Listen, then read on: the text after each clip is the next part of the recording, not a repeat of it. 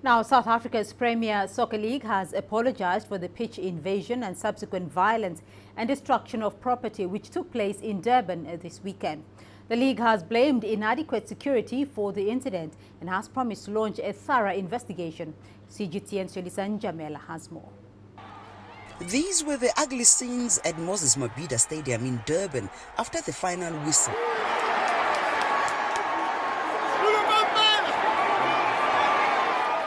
Once it was confirmed that Kaizer Chiefs had lost 2-0 to Free State Stars in a Nedbank semi-final match, on Saturday night, fans lit fires in the stands, threw bottles onto the pitch and proceeded to invade the pitch.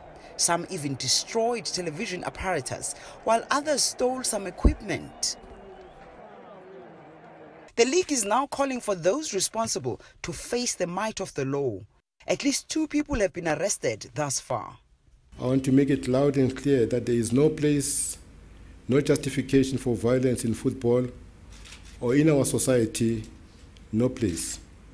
The damage that these senseless acts of violence cause take more than a generation to correct. Khoza apologized to all stakeholders, sponsors, broadcasters, and those injured in the event. He placed the blame firmly on criminal elements who attend games. He also blamed lax security. These acts are not coincidental. They are deliberate, premeditated, and orchestrated by people whose aim is criminality and an infringement of the majority who are peace-loving and law-abiding. If ever there was a preponderance of people going to the stadium with liquor, with guns, it means the searching is a problem. South Africa prides itself in having one of the best-run leagues on the African continent. But a few incidences of pitch invasion in the past few months alone have been worrying. It is of great concern, given the fact that this is the most professionally run league on the African continent. It attracts players from both Africa and South America into the league. It's very well resourced. As a result, a lot of the leagues on the continent look up to South Africa. But of late, in terms of how the fans are behaving, is becoming a great concern. Because, again, it's a question of football, and football being an emotional sport. I guess it's very unfortunate. The PSL has promised a thorough investigation and severe consequences for anyone involved in the violence. Yolisa, Njamela, CGTN, Johannesburg, South Africa.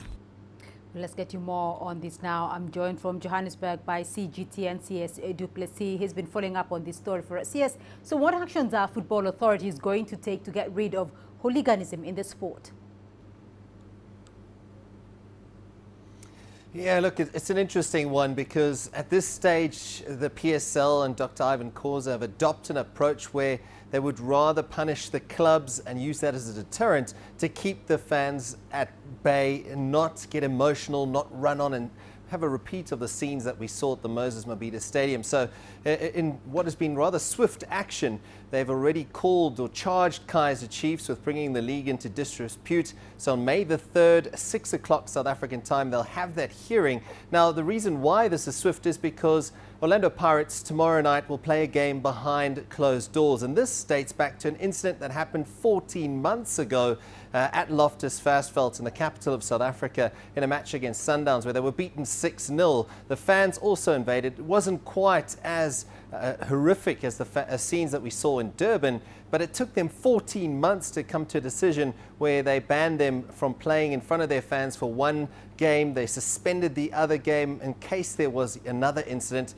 All of a sudden, in the space of a couple of hours, we've seen the PSL take a drastic move, and they've charged Kaizer Chiefs for those horrible incidents in Durban. Well, but some blame is also being directed somewhat at the way police responded. What can you tell us about this? Yeah, it was very clear from Dr. Khoza's message today that there was a lack of planning, and I think he summed it up perfectly when he says you can't implement something that you haven't planned for. He fingered one particular individual that wasn't at the planning meeting, and he said that there was a game against Chippa United a month ago where the fans started getting a bit rowdy, and their risk assessment going into the particular clash, which was against Free State Stars, they warned that there could be some violence from the fans. So they were expecting some sort of thing, but I think it's pointing to the fact that there wasn't enough police presence, despite all the risks, the engagement with local government, with the sports minister and with the Minister of Safety and Security.